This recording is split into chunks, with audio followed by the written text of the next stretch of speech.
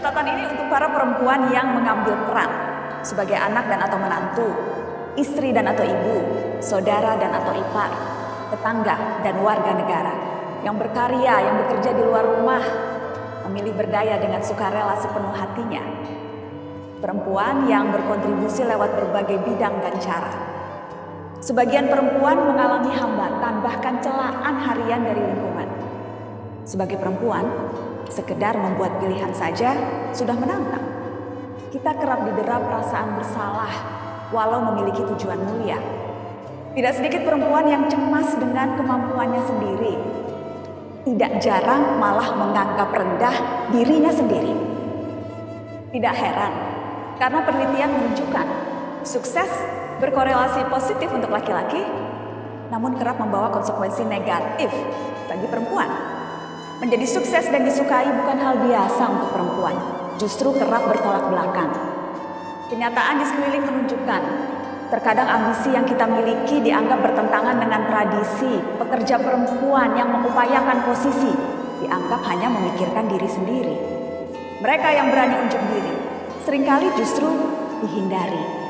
Bahkan saat sudah berhasil pun, walau sukses membawa manfaat bagi orang banyak pun, cibiran masih mungkin datang.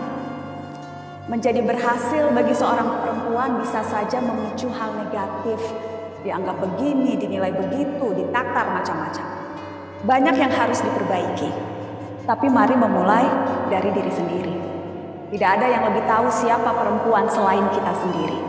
Harga diri tidak ditentukan oleh orang lain, melainkan berasal dari pengenalan atas diri sendiri, tahu kekuatan dan kekurangan sendiri. Dan yang terpenting, paham apa yang hendak dikejar dan direalisasikan. Definisi kepercayaan diri adalah mengetahui impian masing-masing.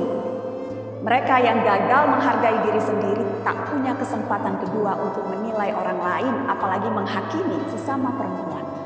Perempuan harusnya saling bergandengan tangan, bukan malah saling menjatuhkan.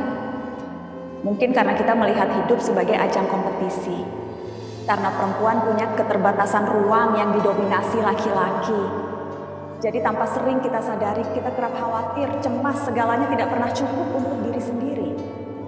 Akibatnya, siapapun bisa terasa sebagai ancaman, gerak-gerik sejawat bisa dicurigai sebagai tentangan. Ada fenomena yang dikenal dengan istilah Queen Bee Syndrome.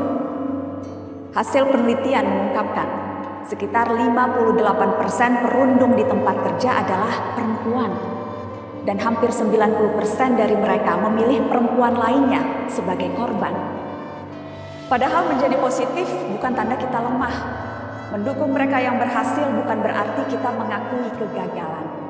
Yakin bahwa kesuksesan tidak perlu diperebutkan dan kerja bersama bisa lebih didahulukan, akan membuat perempuan tidak pernah sendirian. Kita ditemani oleh yang lain, oleh perempuan yang lain. Mari bicarakan pencapaian teman kerja perempuan kita. Mengapa itu perlu? Karena jika laki-laki dipromosikan karena potensinya, perempuan hanya berdasar performa yang sudah dibuktikannya. Jangan mengikuti gaya mereka yang kerap memperkenalkan pemimpin perempuan di depan umum bukan dengan pengakuan akan keahlian, tetapi pujian pada penampilan. Jika tak ada yang sudi mempromosikan seorang perempuan, biar sesama perempuan pula yang menjadi jurkamnya. Mari lebih menunjukkan empati dan kemurahan hati, menjauhi kecemburuan, menghindari runcingnya perasaan bersalah yang kerap mendera perempuan. Saya mengalaminya dan terus berlatih untuk lebih baik setiap hari. Kita sudah terbiasa bekerja lebih keras dibandingkan dengan para pria.